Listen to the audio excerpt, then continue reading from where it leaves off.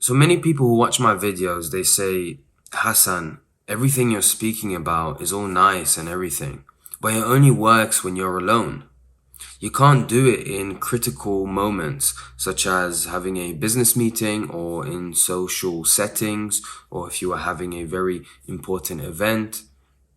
You can't be or rest in being. You can't just observe. You can't be silent. And so I just wanted to speak about this for some time, because the whole point of non-duality isn't so that it becomes a practice that you only engage in as some activity, a separate activity where when you stop engaging in it, all of that which is to do with non-duality just goes away. That's not the purpose here.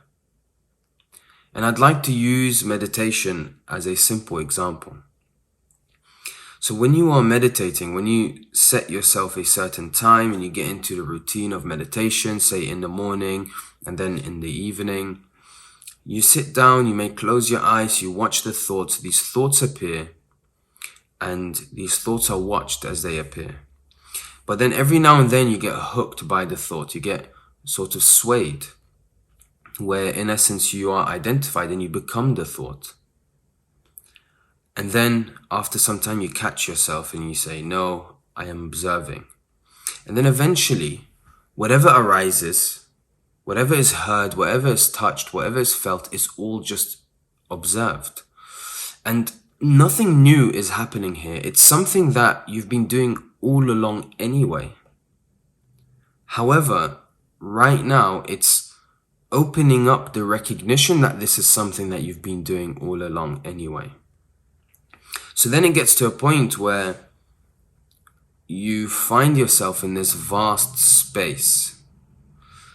And then non-duality takes it a step further. And I'm speaking in very dualistic terms. I know, before you shoot at me, just for, to keep things simple. Non-duality unlocks or takes you a step further where in that vast space, you do self-inquiry and realize that there is no one there anyway. And that this sense of observation, this state, this meditative state is always the case. But what happens is that we shift the focus and narrative into a particular focal point through which reality is filtered. And that is the ego, the separate self, whatever you want to call it. And so in this way, you carry on in your life and you find it very easy to be in this meditative state. And it's not only linked with observing thoughts, it's also linked with observing movement. When you're taking a walk, the walking is observed. And in that vast space, you realize that no one is actually doing the walking. The walking is simply taking place, just as the trees are dancing to the wind, just as the sun rises and sets, just as the clouds move, just as the animals move, just as the infinite number of movements in existence. You are no longer seeing yourself as the center of the universe. You are recognizing the universe and you are resting in that recognition. So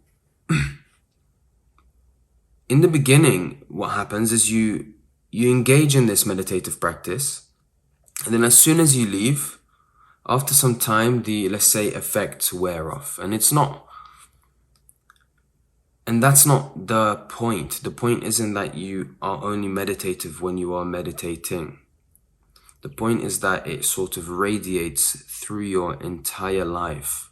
It radiates and infiltrates in all aspects of your life. Whether you are in a very important business meeting or if you are alone in a quiet place in solitude.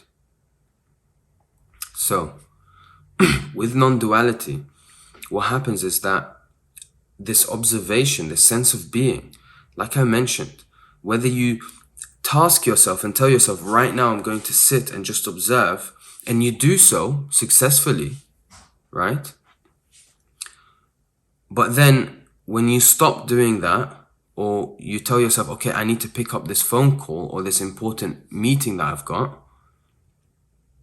the observation doesn't stop. And that's something that one will realize. And that is something to be realized. The observation doesn't stop. The observation still persists.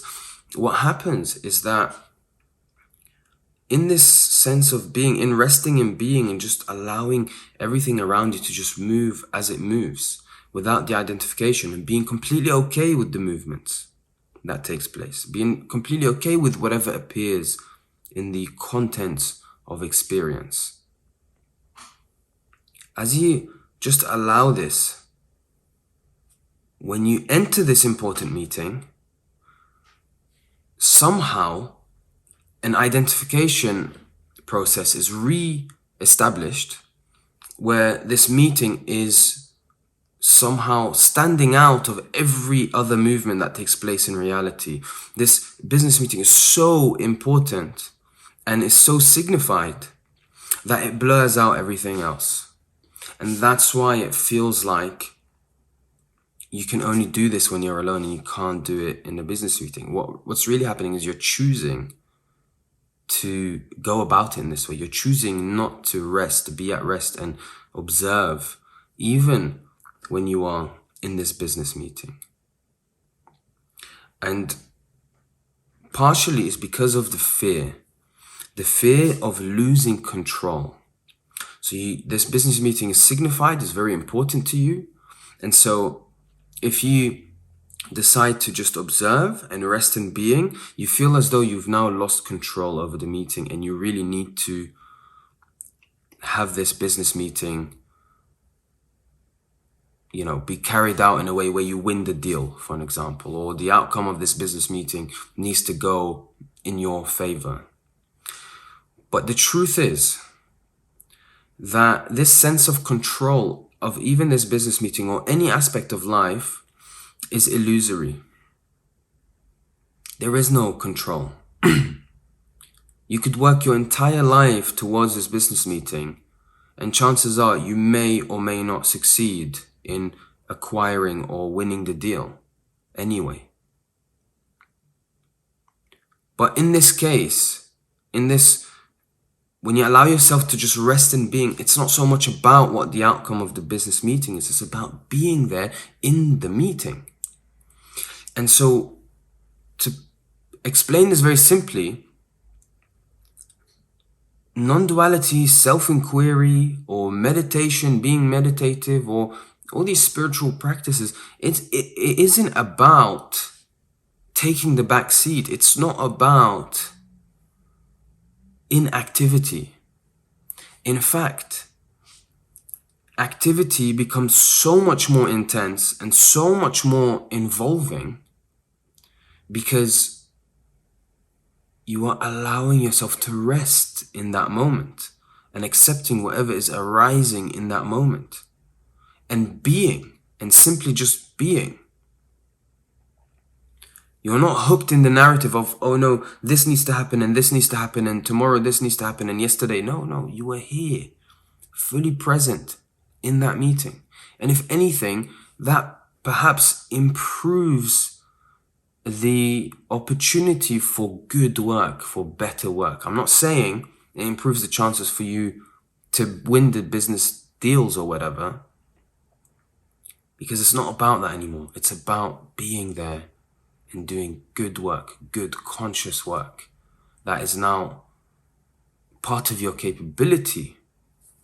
And yes, it sounds very dualistic when I'm saying you and I and this, you are in the state and this, and I've spoken so much about how it's not the case.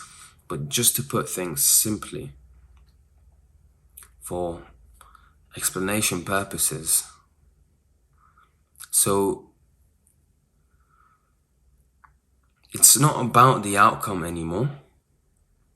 It's about just being there, as present as possible, and accepting and being okay with whatever is appearing. And in that clarity of being, in that clarity of observation, what is also observed is the bodily movements, the hand gestures, the speech, the thought process is now observed. Many people think that, okay, just because I'm entering this field or this practice of non-duality, thoughts are taboo. No. God forbid you think. You should never think in your life anymore. No, that's not how it is. It's about understanding thoughts. What are thoughts? Who is doing the thinking? We are asking these questions not to negate them, not to ignore them, because if anything is declined or negated or resisted, then you naturally fall into duality again. You see the world in dualistic ways. This is good, this is bad, this is black, this is white, this is day, this is night. When the whole point is about being holistically, recognizing being holistically. And so even right now, as I'm speaking to yourself, there is the observation of the speech that is coming out. And in fact, as I'm resting in being with this speech, I am able to hear the tones. I'm able to hear and see the speed of the speech. There is just presence through and through. Who is doing the speaking? The speaking is just taking place accordingly. And whatever is spoken and expressed, I trust. Right? And I'm saying I here. Don't get too triggered. There is a trust that whatever is expressed is what needs to be expressed in that moment. And so, yes, you might have significant events and insignificant events, and you have significant moments, and things are up and down in terms of the hierarchy of what you value in life, right? But eventually, when you realize that you are life, when you recognize that, no particular thing holds more value than other particular things, because life in itself is invaluable, cannot be measured in its value. So I really hope that this somehow gives you an idea, right? It's one of the more intellectually explanations of what's going on. But don't just believe what I'm saying, verify it. Verify this in your own everyday experience. See this for yourself, right? So, yes, I know I'm going to probably get bombarded with messages about how I'm talking about the you and I, but look, we are using a dualistic language here, and it's okay. It's okay. So, thank you so much for watching. This is Hassan from The Spiritual Walks, and we are all on a journey towards the truth.